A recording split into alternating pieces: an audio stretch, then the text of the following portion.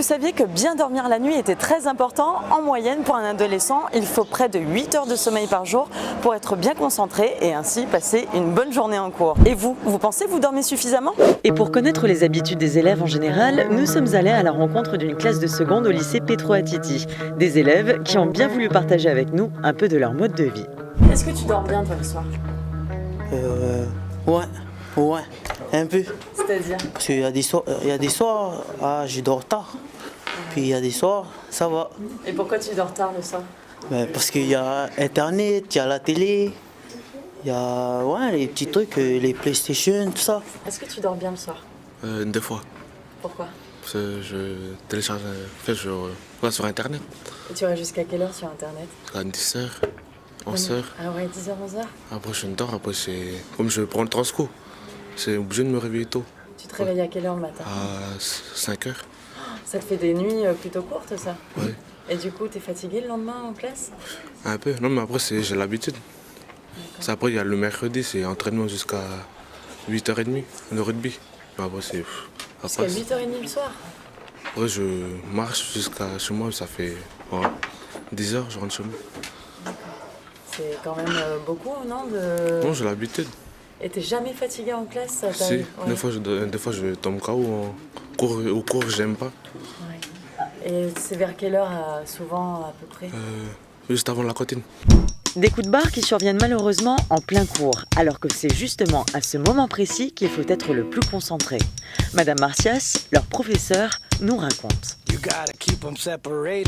Malheureusement, j'ai déjà eu des élèves qui dormaient en cours, donc pas très souvent, mais oui, exact, ça m'est arrivé, oui, ainsi qu'à d'autres collègues au lycée Petro Attiti. Je pense que certains élèves se lèvent très tôt pour prendre leur transport scolaire pour venir au lycée, notamment ceux qui habitent au Mont d'Or ou Verton-Toutat. Ils ont aussi une mauvaise gestion de leur temps de sommeil. Ils veillent assez tard. En tant qu'adolescents, peut-être qu'ils sont plus libres à la maison de gérer leur temps de sommeil et qu'ils ne savent pas très bien justement gérer ce temps de sommeil. Personnellement, c'est navrant, hein, ça me fait mal au cœur, puisque en fait, ils ont un temps en classe pour apprendre, et ce temps-là, il sera gâché par un manque de sommeil qui aurait pu être évité. Mais le sommeil au fond, qu'est-ce que c'est? Pour mieux comprendre son importance et ses caractéristiques, nous avons rencontré Madame Langeron, éducatrice à la DEPA Sud. Alors, juste pour rappel, le sommeil occupe quand même une grosse partie de la vie. Une personne qui a 60 ans, en moyenne, on va dire en moyenne, a dormi une vingtaine d'années. Donc, tout ce temps-là, c'est pas du temps de perdu, vous pouvez vous douter. C'est un temps important de récupération, de fatigue physique, de fatigue psychique, de stress. Le sommeil, il sert à différentes choses. Ce qu'il faut aussi préciser, ce qui pourrait être intéressant de préciser, c'est que dans le cours du sommeil, il y a une période, un moment du sommeil qui est lié à la mémorisation. Il y a une partie du sommeil qui est importante par rapport à l'hormone de croissance. Pendant que l'on dort en grandit, il y a 75% de l'hormone de croissance qui est sécrétée pendant un moment du sommeil, qui est le sommeil paradoxal. Ce qui est décrit comme une bonne qualité de sommeil, c'est un réveil spontané. C'est surtout ça.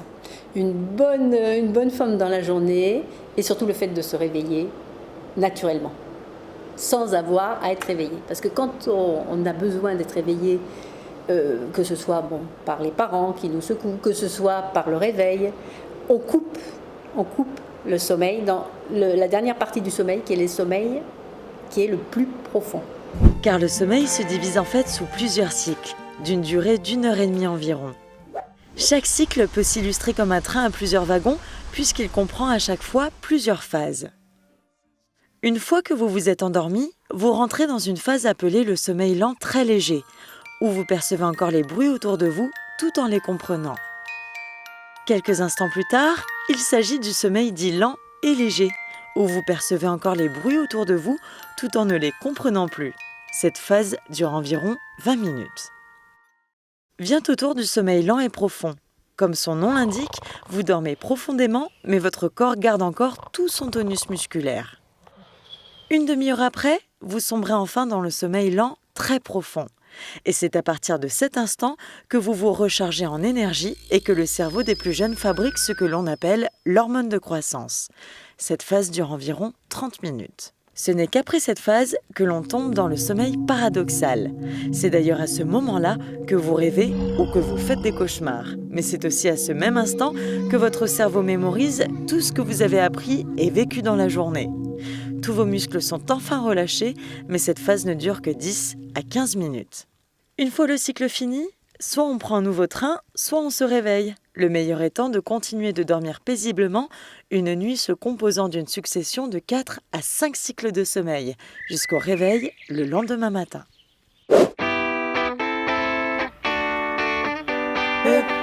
Alors, on récapitule. Pour être en forme tout au long de la journée, c'est simple, il faut dormir au minimum 8 heures par nuit, tout simplement. Et surtout, ne pas oublier de prendre un bon petit déjeuner, mais ça, c'est une autre histoire.